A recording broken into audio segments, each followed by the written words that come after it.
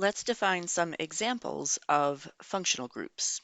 So we will start out with hydrocarbons, and the simplest type of hydrocarbon would be an alkane, but alkanes are not functional groups. We will have alkanes as part of molecules. We can have alkane branches, but they are not functional groups. Some biology books will call them functional groups. Even some parts of organic books will refer to them as functional groups rather than thinking about them as types of bonds. But in our class, we are not going to call alkanes functional groups, which means then we will start with alkenes. So an alkene functional group has a carbon-carbon double bond. We also have an alkyne, which is a carbon-carbon triple bond, and we can have arenes, also called aromatics, and these are compounds related to benzene, which can be drawn like this. So in terms of functional groups with just carbons, this is what we're looking at. So let's try to find some. First, if we look for alkenes, we want to look for any carbon-carbon double bonds. So here we have an alkene. This is an alkene, alkene, alkene, alkene.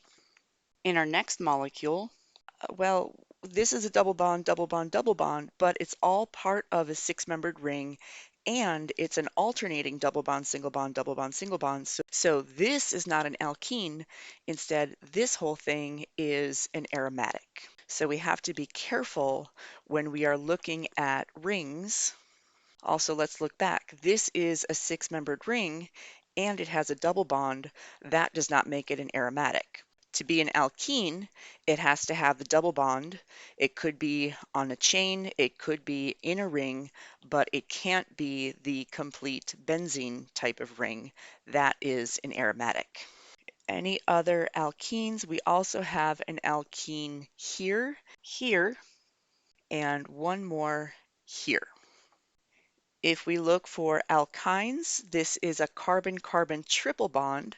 So we have a carbon-carbon triple bond here and here. And for aromatics, we already found this one.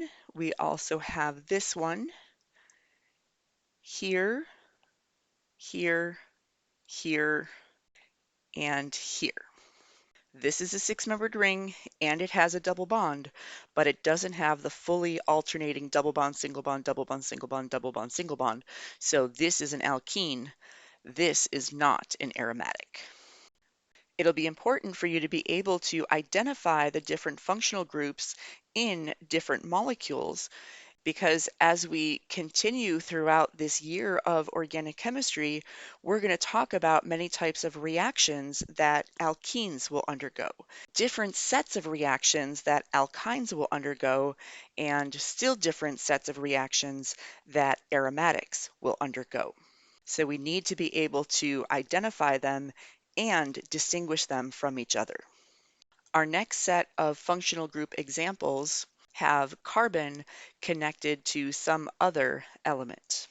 So our first example is an alkyl halide, and this is where we have a carbon connected to a halogen, where X can be fluorine, chlorine, bromine, or iodine.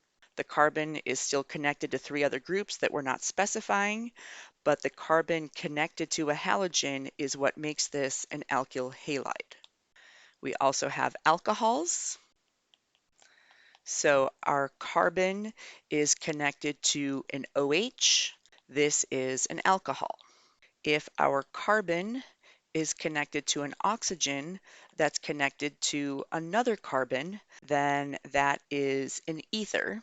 And there is a special type of ether in a three-membered ring, which is called an epoxide. So this is an epoxide.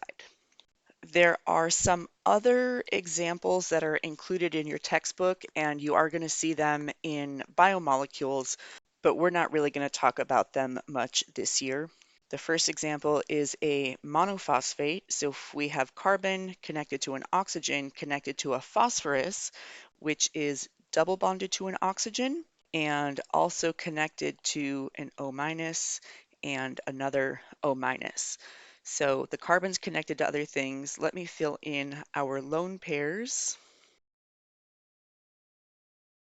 This is a monophosphate.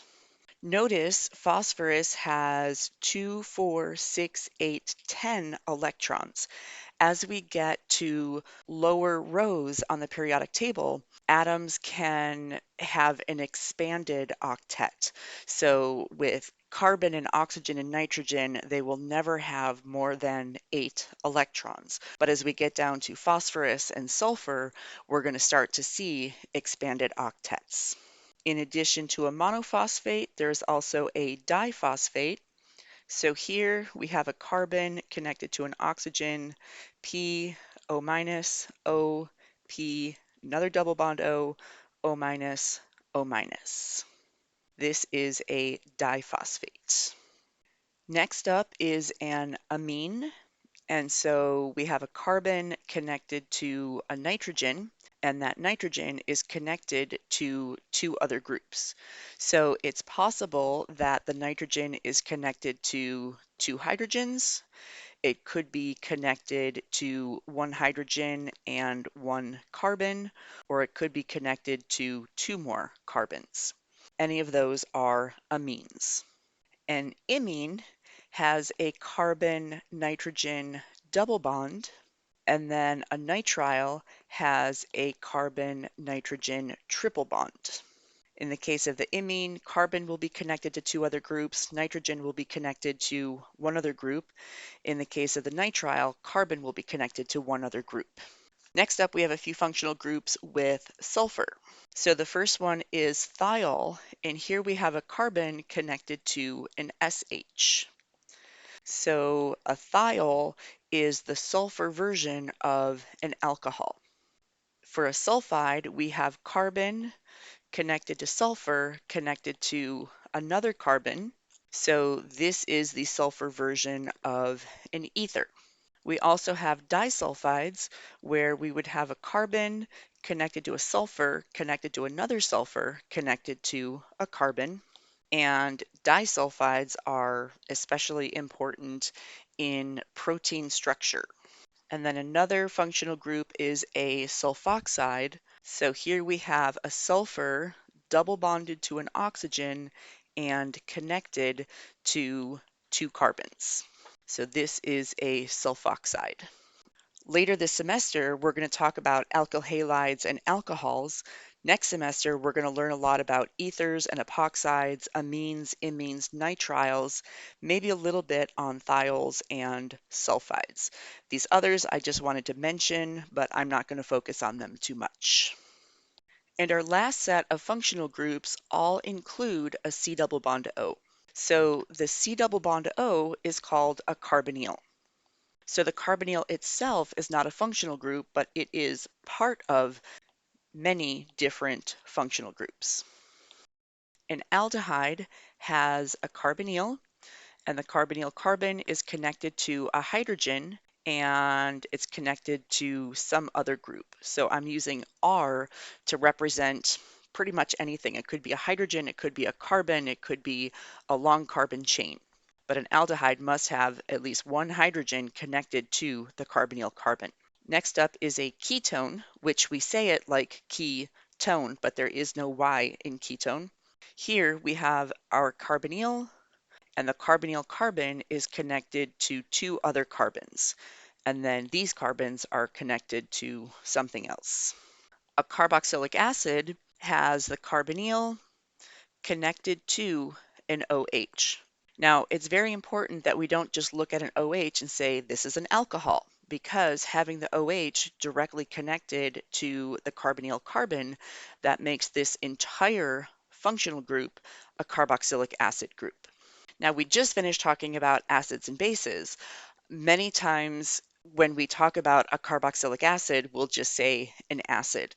And so you kind of need to figure out the context. Are we talking about an acid as in a carboxylic acid, as in a type of organic molecule, or are we talking about an acid as a proton donor? Similar to the carboxylic acid is an ester. So we have our carbonyl connected to an O, but this is connected to a carbon. And then the carbonyl carbon is also connected to something else. So we have the C double bond O, but now it's connected to a carbon instead of being connected to a hydrogen. So this is an ester. The sulfur version of an ester is called a thioester. So we still have the carbonyl, but now it's connected to an S and then a C. An amide has the carbonyl connected to a nitrogen, and that nitrogen is connected to two other things. It could be connected to two hydrogens, or it could be carbons. An anhydride is also called a carboxylic acid anhydride, and here we have our carbonyl connected to an oxygen connected to another carbonyl. And then each carbonyl carbon is connected to one other thing.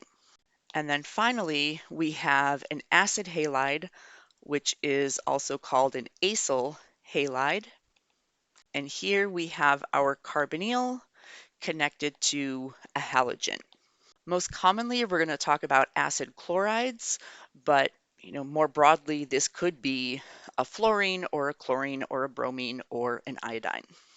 Whenever you are looking at a molecule and you identify a carbonyl, make sure that you are looking beyond it so that you can find the full functional group, right? Is it an aldehyde? Is it a ketone? Is it a carboxylic acid, an ester, or something else?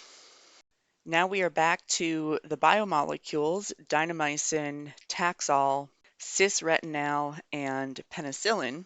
And I want you to identify all of the functional groups in these compounds. So we already did this for the hydrocarbon groups, and so what I want you to continue to do is circle the atoms involved in the functional group and label the functional group.